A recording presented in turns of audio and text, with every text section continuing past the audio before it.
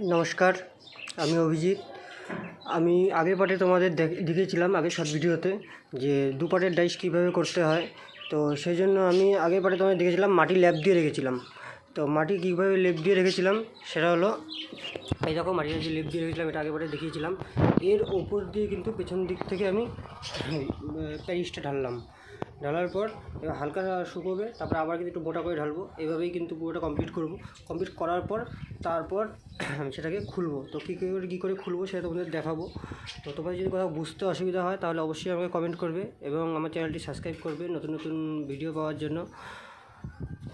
তাহলে আমারও ভিডিও করতে উৎসাহ বাড়বে। তো ডাইস বানাতে অনেকেই পারো না, সেই জন্যই ভিডিওটা করা। তো আমি আগের শর্ট ভিডিওতেও দেখিয়েছি, এবারও দেখিয়ে দিচ্ছি। তো সামনের পার্টটা করার পরে কিন্তু পেছন দিক থেকে মাটি ল্যাপ দেওয়ার পরে এভাবে কিন্তু বানিয়ে নিয়েছি, ঠিক আছে। তো এরপরে এর